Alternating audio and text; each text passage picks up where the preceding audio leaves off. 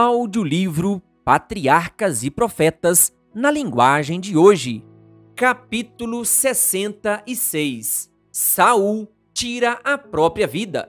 Os filisteus se reuniram, vieram e acamparam em Sunem. 1 Samuel 28, versículo 4. Ao mesmo tempo em que Saul e suas forças acamparam a uns poucos quilômetros no pé do Monte Gilboa, Saul se sentiu sozinho e indefeso, porque Deus o havia abandonado. Ao olhar ao redor para o exército filisteu, teve medo, ficou apavorado. 1 Samuel 28, versículo 5. Saul achava que Davi aproveitaria essa oportunidade para se vingar dos prejuízos que havia sofrido. O rei estava muito angustiado. Ele ficou tão obstinado em destruir o homem escolhido por Deus que acabou colocando a nação em grande perigo. Preocupado em perseguir Davi, havia se esquecido de defender o próprio reino. Os filisteus, tirando vantagem do descuido do rei, invadiram o território israelita até chegar ao coração do país. Enquanto Satanás insistia com Saul para destruir Davi, o mesmo espírito de ódio inspirou os filisteus a tentar arruinar Saul. Muitas vezes, Satanás influencia alguém não consagrado para começar uma briga na igreja, e então, tirando vantagem da divisão do povo de Deus, instiga seus agentes para levá-los à destruição. No dia seguinte, Saul tinha que lutar contra os filisteus. O sentimento de que algo ruim estava para acontecer tomou conta de seu coração. Saul desejava receber instruções, mas mesmo buscando o conselho de Deus, este não lhe respondeu, nem por sonhos, nem por Urim, nem por profetas. 1 Samuel 28, versículo 6. O Senhor jamais se afasta daqueles que o buscam com sinceridade. Por que então se afastou de Saul, deixando-o sem resposta? O rei tinha rejeitado o conselho de Samuel, o profeta. Havia expulsado do país Davi, o escolhido de Deus, e matado os sacerdotes do Senhor. Como poderia esperar resposta, uma vez que havia cortado os meios de comunicação que o céu tinha indicado? Saul não queria o perdão, nem fazer as pazes com Deus, mas apenas se livrar dos inimigos. Separou-se de Deus pela rebelião. A única maneira de voltar era confessando e abandonando os seus erros. Então Saul disse aos seus auxiliares: procurem uma mulher que invoca espíritos, para que eu a consulte. 1 Samuel 28, versículo 7. O Senhor tinha proibido qualquer tentativa de comunicação com os mortos, e qualquer pessoa que praticasse essa arte maligna era sentenciada à morte. Saul havia mandado matar todos os feiticeiros e todas as pessoas que se comunicavam com os mortos. Naquele momento, desesperado, ele recorreu ao que tinha condenado como abominação. Uma mulher que tinha um espírito do mal morava em um esconderijo em Endor. Ela havia prometido a Satanás que faria tudo o que ele quisesse, e em troca, o príncipe do mal lhe revelava segredos. À noite, fingindo ser outra pessoa, acompanhado de 2 de seus homens, Saul procurou a feiticeira. Oh, que cena triste! O rei de Israel levado cativo por Satanás. As únicas condições para Saul ser rei de Israel eram confiar em Deus e obedecer à sua vontade. Se ele tivesse cumprido essas condições, seu reino estaria livre de perigo. Deus seria seu guia, o Todo-Poderoso seu escudo.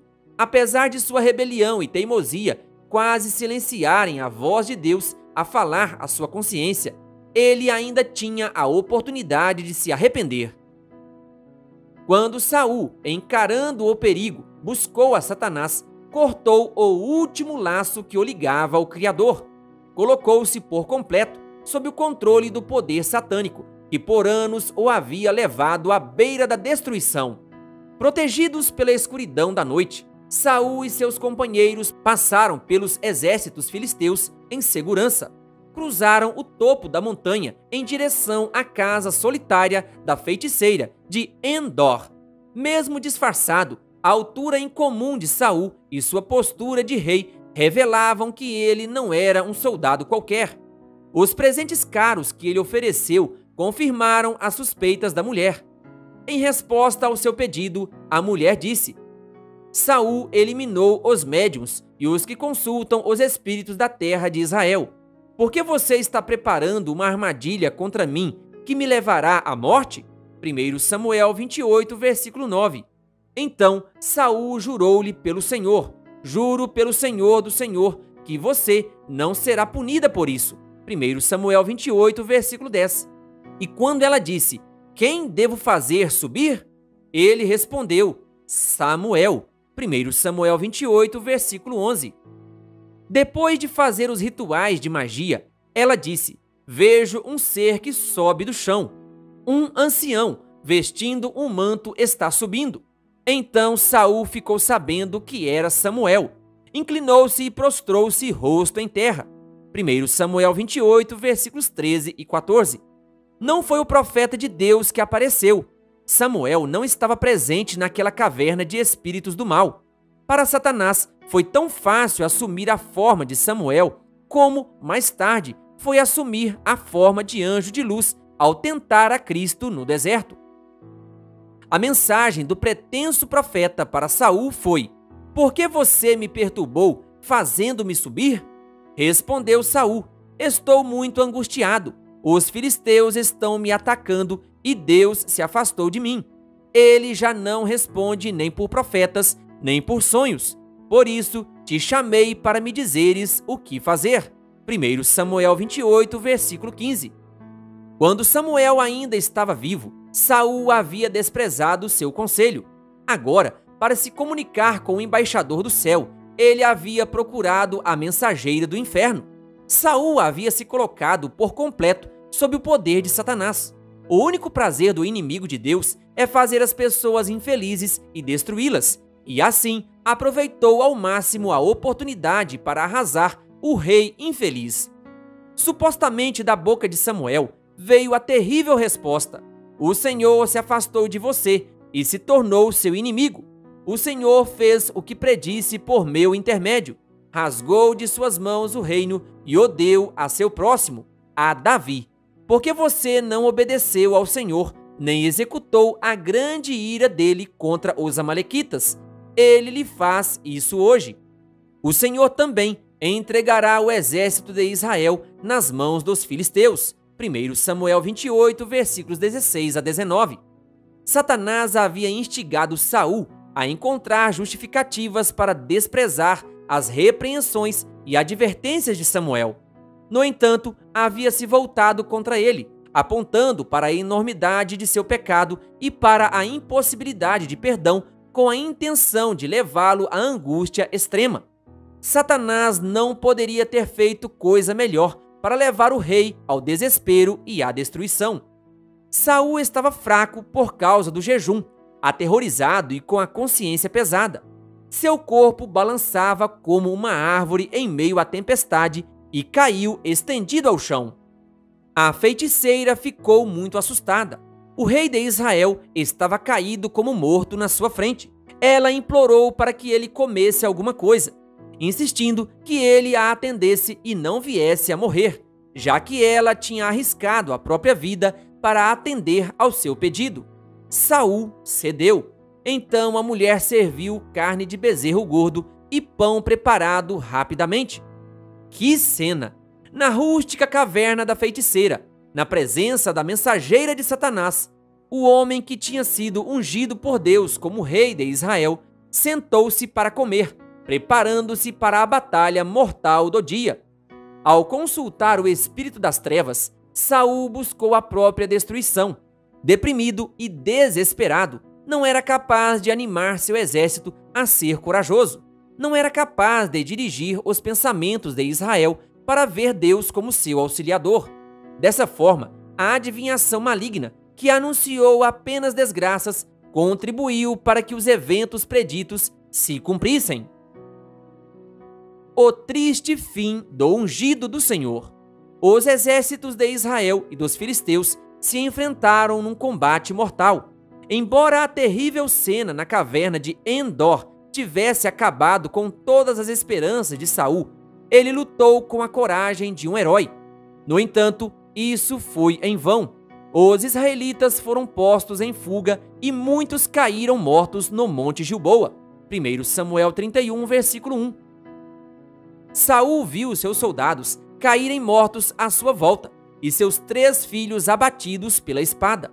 Ele mesmo estava ferido e não conseguia mais nem lutar nem fugir.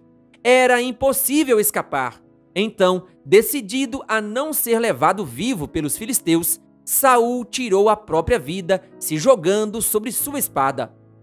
Assim, o primeiro rei de Israel morreu com a culpa do suicídio em seu coração. Sua vida tinha sido um fracasso e ele faleceu em desonra e desespero. As notícias da derrota se espalharam por toda a parte, aterrorizando todo o Israel. O povo fugiu das cidades e os filisteus as invadiram sem precisar lutar. O reinado de Saul, independente de Deus, quase levou seu povo à destruição total. No dia seguinte, os filisteus encontraram os corpos de Saul e de seus 3 filhos. Eles cortaram a cabeça de Saul e pegaram suas armas. Enviaram a cabeça e as armas, impregnadas de sangue, ao país dos filisteus como um troféu de vitória, para proclamarem a notícia nos templos de seus ídolos e entre o seu povo. 1 Samuel 31, versículo 9. Assim, a glória da vitória foi atribuída ao poder de deuses falsos, e o nome de Jeová foi desonrado. Em Bet-sean, os corpos de Saul e de seus filhos foram pendurados em correntes para serem comidos por aves de rapina, lembrando do livramento que receberam por meio de Saul na época feliz dos primeiros anos de seu reinado. Homens corajosos de Jabes de Gileade expressaram sua gratidão, tirando dali os corpos do rei e dos príncipes, dando a eles um funeral digno. A nobre ação realizada 40 anos antes garantiu que Saul e seus filhos fossem sepultados por mãos gentis e piedosas naquele momento escuro de derrota e desonra. Querido ouvinte, que Deus lhe abençoe. Se você ainda não é inscrito em nosso canal, então se inscreva e ative o sininho das notificações. Canal O Bom da Bíblia, compartilhando a Palavra de Deus.